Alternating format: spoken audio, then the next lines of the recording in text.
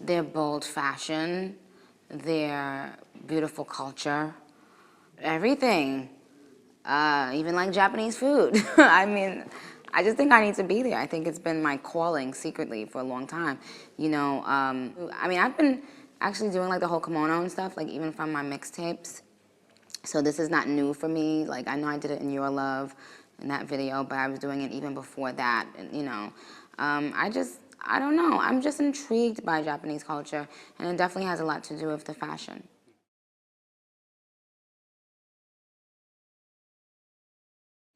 I'm looking forward to meeting the people.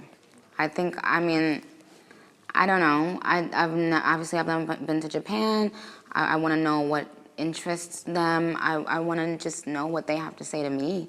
I'm interested to see or to just feel their energy. I mean, they have such a huge part in the world and definitely in pop culture and the fashion world, I pay attention to that world. So I'm looking forward to see what's going to happen when I get there.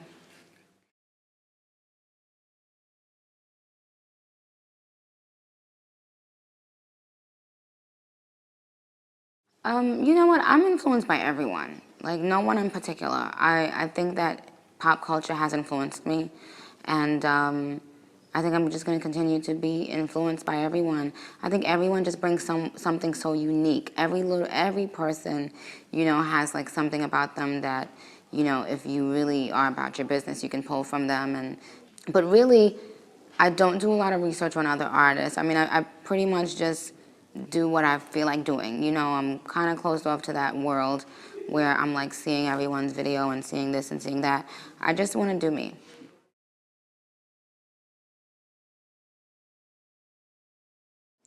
It was amazing to work with Mariah Carey. Mariah Carey is, a goddess in the music world. Her track record has been freaking insane with #1 records and stuff like that. And then when I met her, she was so down to earth. She was funny. She was sarcastic. Like, we were laughing throughout the whole video. And I couldn't believe it because this was a person who, like, I remember singing Someday and Vision of Love and all of those songs. And then to even be on the same set with her was just like a life-changing experience. And with Eminem as well. Eminem, he's really iconic, and he's has done so much in hip hop, and he's not known for really collaborating with people that much. So when he said he'd be on my album, I was like overwhelmed. I was just like, whoa, So shout out to him for like not shutting me down.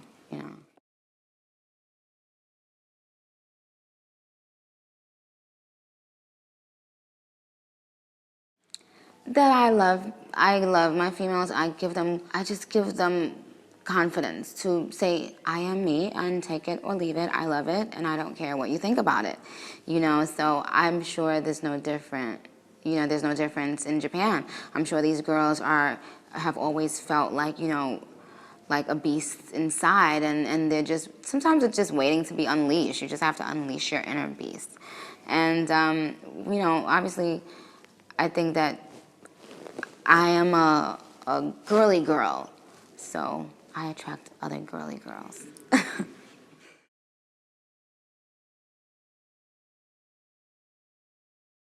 My goal as an artist is really to be able to bridge the gap between hip hop and pop and business. If I could do those three things, I would consider myself to be successful. And, I think ultimately in the entertainment business, I'd love to get into acting.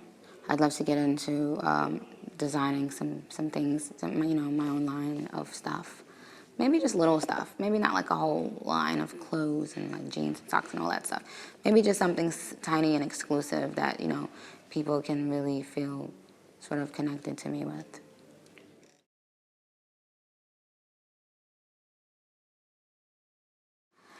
As far as Check It Out, it was a video that I had a really, really great time shooting. I loved all the Korean influences in the video. I love, will.i.am. To me, he's always been like fashion forward, and he always sort of thinks outside of the box. And I really had been looking forward to working with him. So when we got on the set of Check It Out, it was just like, I knew it was going to be a fun time. And I saw the finished product, and I loved it. It felt crazy. It felt like, like let's just have fun. So I hope everybody likes it.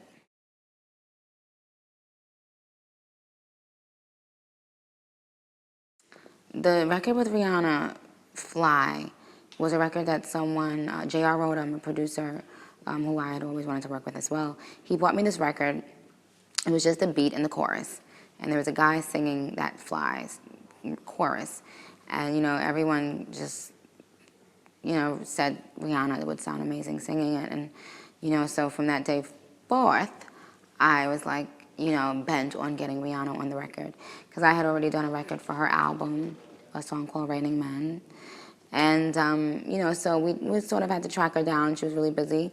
And she got on the record, and it blew everyone away. Like, we just thought it was so inspiring, and so, everything about it was great. And, we shot the video for it, which is like a really cinematic video. It just doesn't even look like anything I've ever done. Like, fashion-wise and just conceptually, I think it's my best video to date.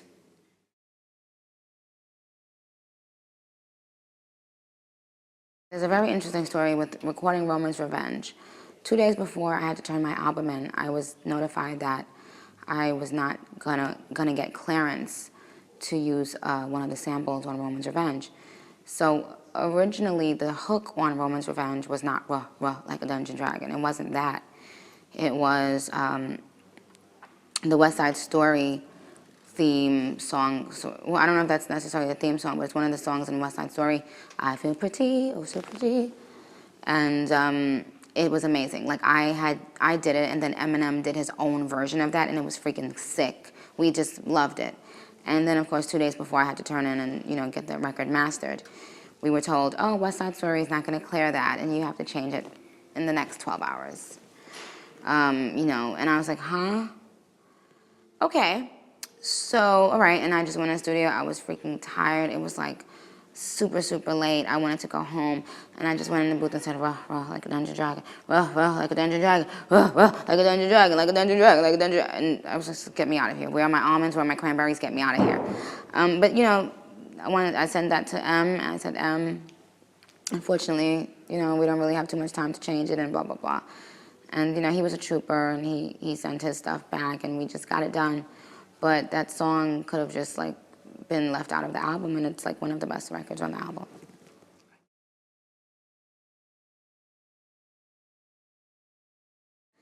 Pink Friday is a breakout album in that, first of all, I feel like it's every girl's diary. I feel like every girl can cry with the album, laugh with the album, dance with the album, be cocky with the album. It's like all of those things that you as a woman, you feel. And I really tried to spit, but also keep everything, conceptual and just keep it real to me at that moment. And there were some things I really needed to get off my chest.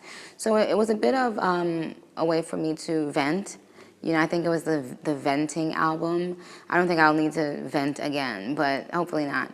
But that was, that's Pink Friday.